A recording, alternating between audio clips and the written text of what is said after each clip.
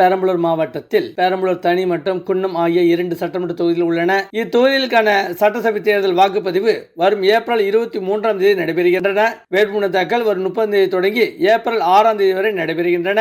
7ஆம் தேதி வேட்புமனு பரிசீலனை நடைபெறுகின்றன.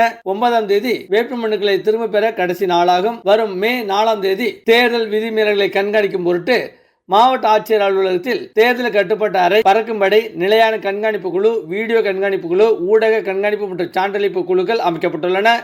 பெரம்பலூர் மற்றும் குன்னம் சட்டமன்ற தொகுதியில் பறக்கும் படையில் தலா 9 குழுக்கள் வீதம் 18 குழுக்களும், நிலையான கண்காணிப்பு குழுவில் தலா 9 குழுக்கள் வீதம் 18 குழுக்களும் என 36 குழுக்கள் அமைக்கப்பட்டுள்ளன. சட்டமன்ற பொதுத் தேர்தலை சுமூகமாகவும் வெளிப்படைத்தன்மை நடத்தியது ஏதுவாக பெரம்பலூர் மாவட்ட ஆட்சியர் அலுவலகத்தில் 24 மணி நேரம் செயல்படும் வகையில் தேர்தல் கட்டுப்பாட்டு அறை அமைக்கப்பட்டுள்ளன.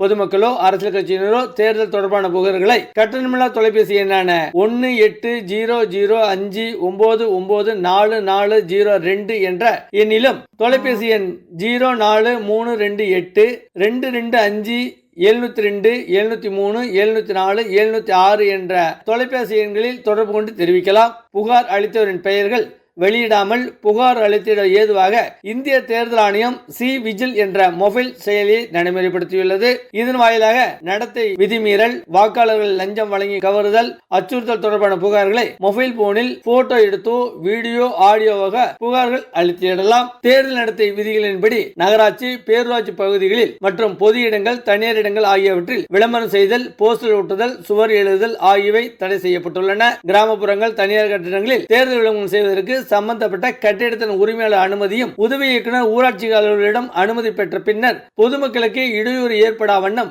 விளம்பரம் செய்து கொள்ளலாம். தேர்தல் பிரச்சாரங்களை மேற்கொள்ள அரசியல் கட்சிகள் பொதுக்கூட்டங்கள் நடத்திடவும், வாகனங்களை பயன்படுத்தவும் தேர்தல் நடத்தும் அலுவலரிடம் உரிய அனுமதி பெற்ற பின்னரே கூட்டங்களை நடத்த வேண்டும். பெரம்பலூர் மாவட்டத்தில் உள்ள உரிமம் பெற்றுள்ள அனைத்து துப்பாக்கி உரிமைதாரர்களும் தங்களது படை கலன்களை அவர்களது காவல் எல்லைக்குட்பட்ட காவல் நிலையங்களில் உடனடியாக ஒப்படைக்க வேண்டும். தேர்தல் நடத்தை விதிகள் அமலில் உள்ளதால் பல கடன்கள் வைத்திருத்தல், எடுத்து செல்வது ஆகியவை முற்றிலும் தடை செய்து ஆணை இடப்பட்டுள்ளன. தேர்தல் காலத்தில் பொதுமக்கள் 50,000க்கு மேலாக ரொக்கமாகவும் 10,000க்கு மேற்பட்ட மதிப்பில் பொருட்களை எடுத்து செல்ல தடை விதிக்கப்பட்டுள்ளன. தணிக்கையின் போது உரிய ஆதாரங்கள் காட்டப்படாவிட்டால் அத்தொகை மற்றும் பொருட்கள் கைப்பற்றப்படும். இதனை தவிர்த்துக் கொள்ள பொதுமக்கள், விவசாயிகள், வியாபாரிகள், தொழிலதிபர்கள் சரியான உரிய அசல் ஆவணங்களையும் ஆதாரங்களையும் கைவசம் கொண்டு எடுத்து செல்லலாம். எனினும் கைப்பற்றுகை செய்யப்பட்ட ரொக்கம், பொருட்கள் தொடர்பாக முதல் அறிக்கை வழக்கு பதிவு செய்யப்படாத இடங்களில் அவற்றை உரிமைதாரர்களிடம் திருப்பி வழங்குவதற்கு ஏதுவாக மாவட்ட குறைதீர் குழு அமைக்கப்பட்டுள்ளன.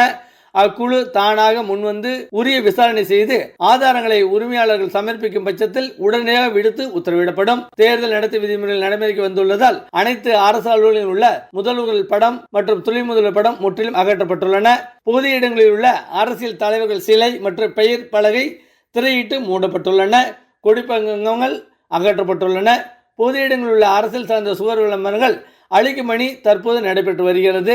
தேர்தல் அமைதியாகவும் சுமூகமாகவும் நடைபெற அனைத்து வாக்காளர்களும், பொதுமக்களும், அரசியல்வாதிகளும் முழு ஒத்துழைப்பு அளிக்க வேண்டும் என பெரம்பலூர் மாவட்ட தேர்தல் அலுவலரும் மாவட்ட ஆட்சியருமான மெருநாளினி கேட்டுக்கொண்டுள்ளார். பெரம்பலூர் மாவட்டத்தில் உள்ள பெரம்பலூர், குன்னம் ஆகிய 2 சட்டமன்ற தொகுதியில் நடைபெறவுள்ள பொது தேர்தலையொட்டி பாதுகாப்பு பணிக்காக குஜராத் மாநிலம் காந்திமான் 8வது பட்டாலியன் எல்லை பாதுகாப்பு படையை சேர்ந்த ராணுவ வீரர்கள் வருகை தந்துள்ளனர்.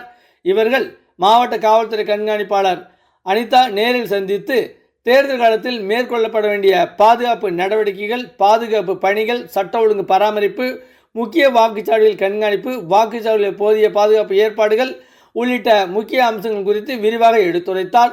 அமைதியாகவும் சுமூகமாக நடத்துவதற்கு ஏதுவாக காவல்துறை மற்றும் மத்திய பாதுகாப்பு படையினர் இணைந்து பணியாற்ற வேண்டும் என அவர் அறிவுறுத்தினார்.